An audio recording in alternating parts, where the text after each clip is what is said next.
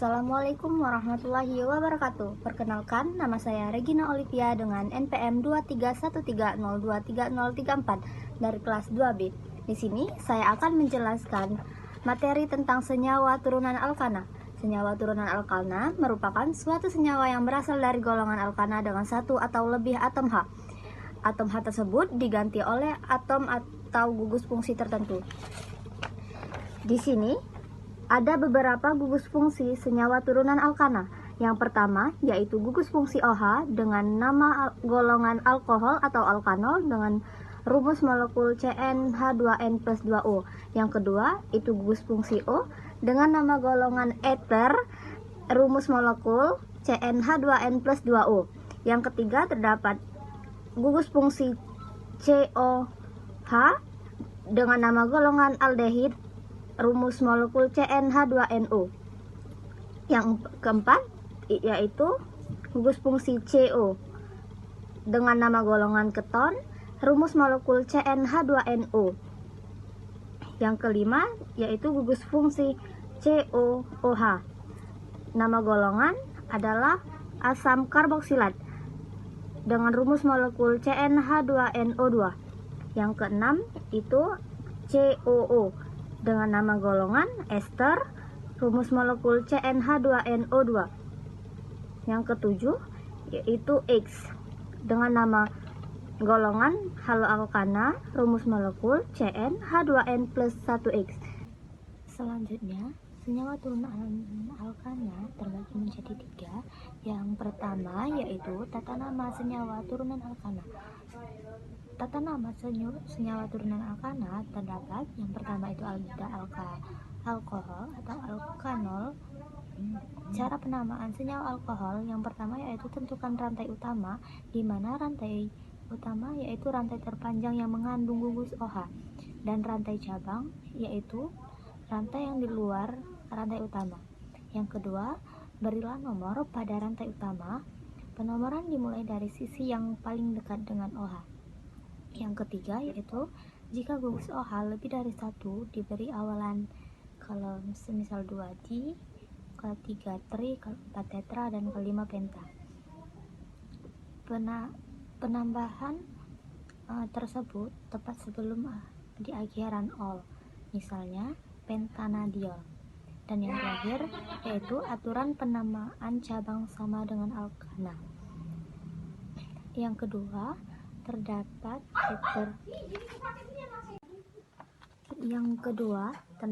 eter atau alkoksi alkana. Cara penamaan senyawa eter bisa dibagi menjadi dua. Yang pertama yaitu alkoksi atau rantai C lebih pendek, dan alkana yaitu rantai C lebih panjang.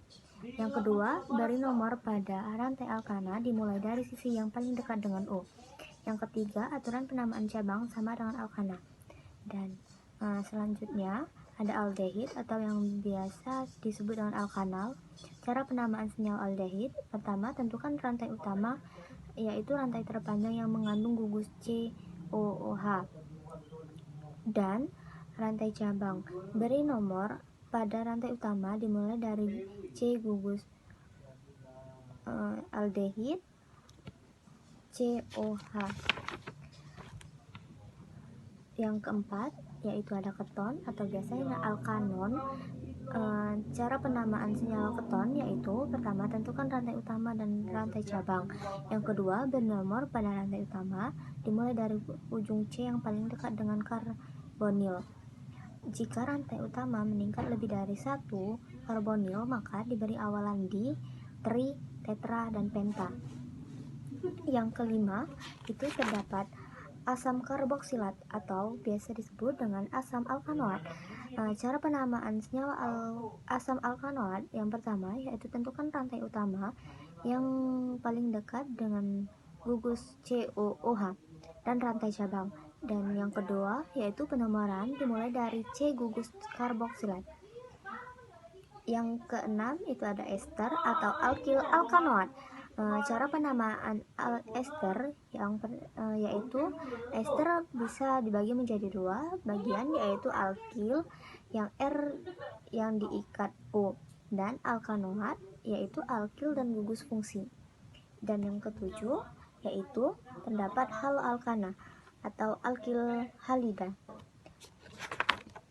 Cara penamaan senyawa haloalkana: yang pertama, rantai induk berasal dari rantai terpanjang yang mengandung atom hidrogen.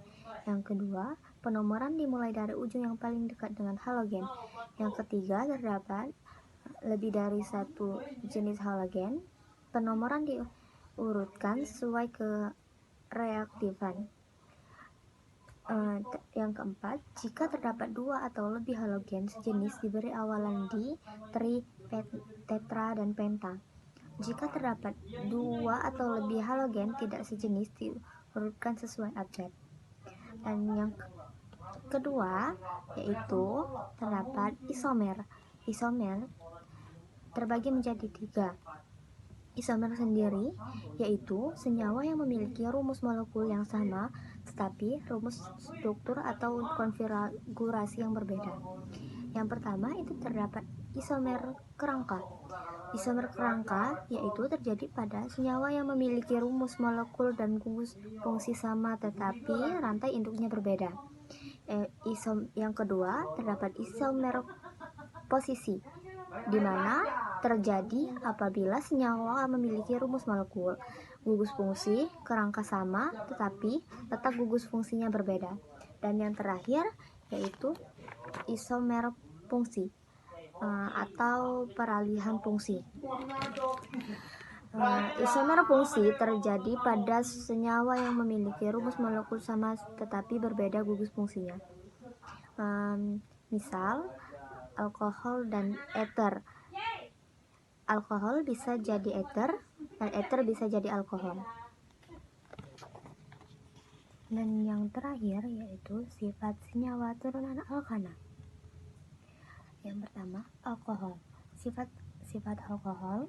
Yang pertama, dengan MR yang sama, alkohol memiliki titik didih lebih tinggi dari eter karena mempunyai ikatan hidrogen. Yang kedua, alkohol mudah larut dalam air. Yang ketiga, bereaksi dengan logam natrium.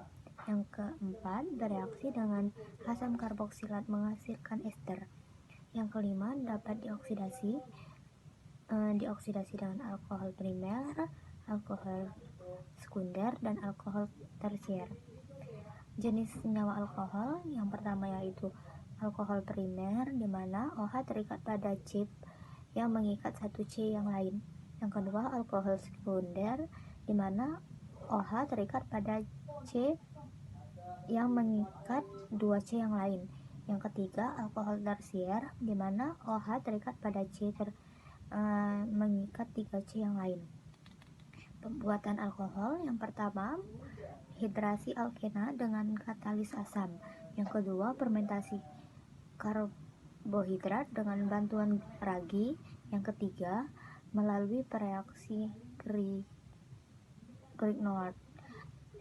Identifikasi alkohol. Yang pertama, dapat bereaksi dengan Na. Yang kedua, dapat bereaksi dengan PCl5. Yang ketiga, tes Lucas. Kegunaan alkohol yang pertama untuk metanol sebagai pelarut, sebagai campuran bensin, dan sebagai bahan bakar.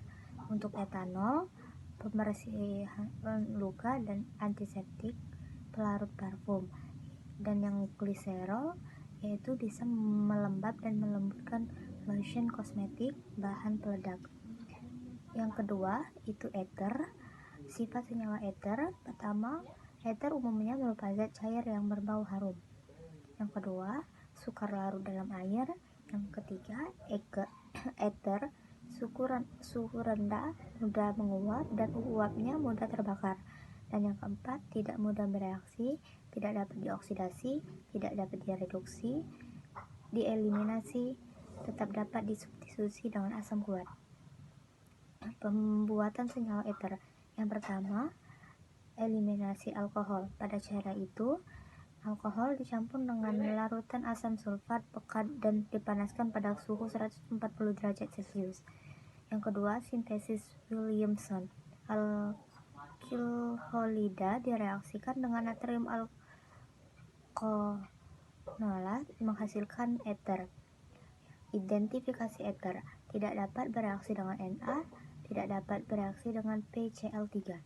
Kegunaan eter: pertama, pelarut senyawa organik, dan yang kedua, obat bius. Yang ketiga, aldehid. Sifat senyawa aldehid: yang pertama, senyawa polar, yang kedua, mudah larut dalam air, yang ketiga, tidak dapat mempunyai ikatan hidrogen, yang keempat, aldehid rantai pendek berwujud gas, sedangkan aldehid rantai panjang cair. Semakin panjang rantai C, aroma buah-buahan semakin kuat. Yang keenam, dapat mengalami reaksi adisi hidrogen, adisi NaHCO3, adisi HCN. Dan yang terakhir, dapat dioksidasi menghasilkan asam karboksilat. Pembuatan aldehid: yang pertama, oksidasi alkohol primer dan reduksi asam karboksilat. Identifikasi aldehid: yang pertama, pereaksi Fehling mereaksikan senyawa aldehid dengan Fehling CuSO4 atau NaOH jika plus menghasilkan endapan, jika ditambah menghasilkan endapan merah bata. Yang kedua, menggunakan pereaksi Benedict mereaksikan senyawa aldehid dengan Cu2+ dan ion sitrat jika ditambah menghasilkan endapan merah bata. Kegunaan aldehid: yang pertama, formal dalam sebagai formalin. Yang kedua, formaldehid untuk membuat plastik. Yang keempat, yaitu keton.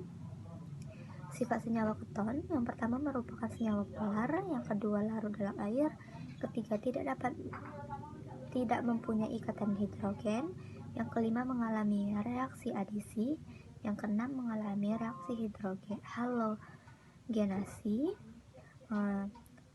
Pembuatan keton: yang pertama, oksidasi alkohol sekunder, dan yang kedua, destilasi kering garam alkali atau alkali tanah karboksilat. Kegunaan keton: yang pertama, aseton dan propanon digunakan sebagai pelarut senyawa-senyawa nonpolar dan sebagai thinner untuk membersihkan cat kuku. Identifikasi keton: keton ditambah Fehling itu tidak dapat bereaksi, dan keton ditambah tolets itu juga tidak dapat bereaksi. Yang kelima, asam karboksilat. Sifat senyawa asam karboksilat: yang pertama, merupakan senyawa polar, kedua, titik didih tinggi karena mempunyai ikatan hidrogen, C1 dan C4 larut dalam air, sedangkan semakin banyak cabang kelarutannya berkurang. Dapat bereaksi dengan logam, dapat bereaksi dengan alkohol menghasilkan ester. Pembuatan asam karboksilat: pertama, oksidasi alkohol primer, kedua, hidrolisis senyawa alkana nitril, yang ketiga, hidrolisis gas asetilena.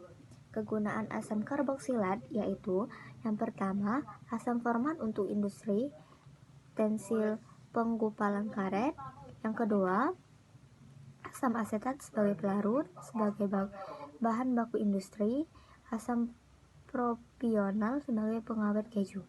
Yang keenam, yaitu terdapat ester. Sifat senyawa ester: pertama, mudah menguap, kedua, sedikit larut dalam air, yang ketiga, dapat mengalami reaksi hidrolisis, yang keempat, hidrolisis dengan basa, yang kelima, bereaksi dengan alkohol. Pembuatan eter yaitu asam karboksilat ditambah dengan alkohol maka menghasilkan rantai karboksilat dan alkohol menjadi ditambah air. Kegunaan eter yaitu senyawa eter banyak digunakan sebagai esen mempunyai aroma khas. Dan eter butirat yaitu di nanas, metil butirat itu terdapat di apel, etil format terdapat di rum, dan propil asetat terdapat di pir. Dan yang terakhir itu ada haloalkana. Sifat haloalkana: yang pertama, titik didih lebih tinggi dari alkan. Nah, yang kedua, sukar larut dalam air, yang ketiga, suhu rendah berwujud gas, dan suhu tinggi berwujud cair. Bereaksi dengan logam magnesium, bereaksi dengan logam natrium. Pembuatan haloalkana: pertama, reaksi substitusi alkana, kedua, substitusi alkohol, yang ketiga, reaksi adisi alkana. Cara kegunaan hal alkana yang pertama penghambat api, yang kedua pemadam kebakaran, ketiga zat pendingin, dan yang keempat untuk pelarut. Baik, sepertinya itu saja yang dapat saya sampaikan. Terima kasih. Wassalamualaikum warahmatullahi wabarakatuh.